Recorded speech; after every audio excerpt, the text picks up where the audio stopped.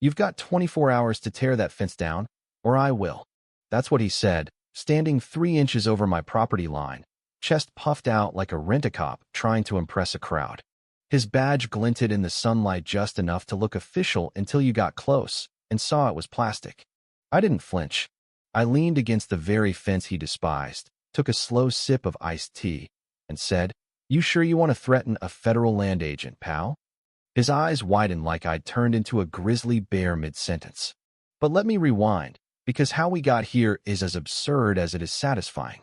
3 weeks before that showdown, I'd moved into what I thought was a quiet rural neighborhood on the edge of town. Big lots, wide roads, no burger wrappers littering the ditches. After 12 years with the Bureau of Land Management, I'd handled all sorts of disputes, cattle grazing feuds, water rights brawls, even a guy trying to seize a food truck via an eminent domain.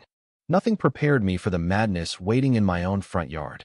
I'd bought the place fair and square, 2 acres of freedom, bordered by open land on one side and a cul-de-sac of cookie-cutter homes on the other.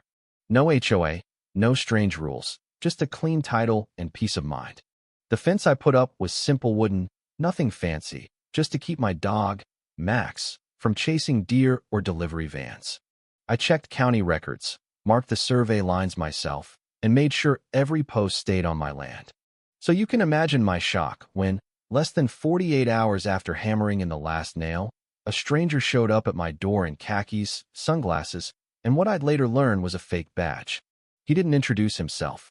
He just shoved a laminated card in my face and barked, "You violate Section 7A of the Neighborhood Structural Code. This fence has to go." I blinked. "Section what now?" He crossed his arms. "The HOA regulations. You didn't submit a fence plan." I looked around, then back at him. "What HOA?" That was my first run-in with Tom, the self-proclaimed enforcer of a homeowners association that didn't exist. A quick record search that night confirmed it: no incorporation, no charter, nothing. Tom was as legit as a dollar store Rolex, but he believed in his authority. And he had a sidekick.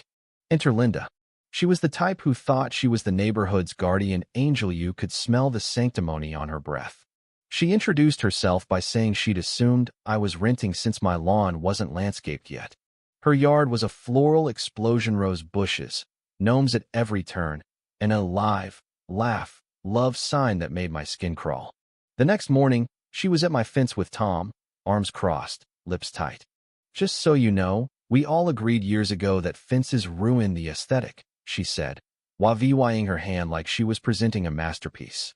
"We don't have an HOA," I replied. "Well, we follow community rules here. Some of us have standards." Tom nodded like he'd been deputized by the state. At first, I brushed it off as bored neighbors playing suburban cop. I smiled, waved, and went inside. But then it escalated. Notes started appearing on my door, typed, all caps, with phrases like "annoying compliance" and "final warning." My trash can got tipped over one morning, and Max kept barking at something outside at night. Then I spotted the cameras. One was nailed to a tree, angled right into my backyard. The next day, another appeared. A third was taped to Linda's attic window. This wasn't a petty spat, Anna Maria, it was a full-on delusion with surveillance gear.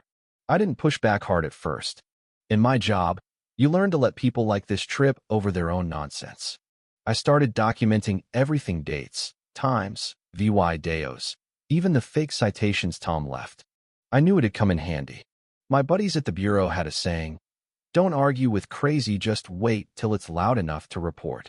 A week later, Tom knocked again, this time in a blue polo with a stitched community patrol badge and a utility belt, sporting a walkie-talkie, pepper spray, and what looked like an old meter key. "You've ignored multiple warnings," he said, like he was reciting a script. "If this fence isn't gone in 24 hours, I'll remove it myself." I leaned against the fence and smiled. "You sure about that?" He squared up. "Absolutely." That's when I pulled out my badge, the real one, issued by the U.S. Department of the Interior. "I'm a federal land agent," I said. "What you're doing is one step from impersonating an officer." His throat bobbed like it was trying to flee. Linda, lurking behind a bush with binoculars, dropped them. I went inside, shut the door, and laughed for a solid minute. This was about to get good. The next morning, I stood in my yard with coffee, admiring my still intact fence. No damage, no graffiti. Maybe Tom had backed off. Then I saw muddy boot prints leading to a corner post. They weren't mine, and Max doesn't wear boots. The post was loosened, not enough to fall, but enough to wobble in a gust. Someone had trespassed and sabotaged it overnight. This wasn't about fake rules, Anna Marie, it was war. Time to stop playing nice. I went full investigator. Trail cams went up around the fence. I marked each post to detect tampering and, for kicks, slapped a huge property of U.S. government, do not trespass sign in the yard. That night, the cameras caught Tom creeping around with a flashlight and a level, fiddling with the same post, fake badge gleaming. I watched the footage over breakfast, laughing like I'd already seen the ending. But I didn't report him yet. I wanted him to crash and burn publicly. Luck handed me the perfect chance. A flyer taped to my mailbox for a community HOA meeting hosted by Officer Tom. Officer? The guy had promoted himself. The meeting was in a neighbor's garage turned clubhouse, folding chairs, string lights, the works. I showed up early, smirking. The place filled with retirees sipping lemonade, whispering about that new guy with the fence. Linda sat up front, notebook ready. Tom took the stage, a spot by the grill, and rambled about fake violations, pointing to a whiteboard with fence violator, Mike, in red marker, and a blurry photo of my yard. I raised my hand. He snapped, questions at the end. I stood anyway. Where are the HOA's official documents filed? He faltered. They're private, for board members only. I grinned. Funny, because the county clerk has no record of an HOA here. Your rules are just your preferences, enforced with fake citations, trespassing, and property damage, and impersonating an officer. He tried to cut in, but I dropped a stack of trail cam stills on the table, him sneaking onto my land at 2 a.m. The room went silent. Linda's pen hit the floor. Someone whistled. Tom's face turned beet red. Now, I don't know about y'all, I said to the crowd, but I moved here for peace, not to be harassed by a wannabe cop. This is my land. The fence is legal. The trespasser? Not so much. A vet in the back asked, so there's no HOA? Nope, I said. Just Tom and his fantasy. Tom mumbled about standards, but people were already vying. Linda tried to speak, but someone asked about her backyard camera. She sat down, mute. I walked out, fence still up, dignity intact. Tom wouldn't quit that easily, though I knew he'd double down. 2 days later, silence. No notes, no boot prints, no Linda. Then, at 3 a.m., Max went berserk. I grabbed a flashlight and caught 2 figures sprinting from my fence, one limping. 3 panels were down, one shattered, one hanging, one smoldering like a botched arson job. This was personal now. I documented it all, photos, Video, report, and called a bureau buddy who'd handled worse. He promised to get enforcement involved. Boundaries aren't just lines, we'd say. They're federal business. Tom had crossed one with a match. I baited the trap. I left the wreckage up, added caution tape, and posted a fake fence removal in progress sign. That evening, Linda showed up with a weaponized politeness. Just checking in, she cooed, eyeing the damage. Making corrections? Corrections? I echoed. She smiled and left. 5 minutes later, Tom was out back, snapping photos and nailing a final removal order to the fence. That was it. I called my buddy. Go time. Local cops, armed with my EVY Denke pile, were thrilled to join. Tom had a history, harassment complaints, a park ranger warning, a hushed-up arrest.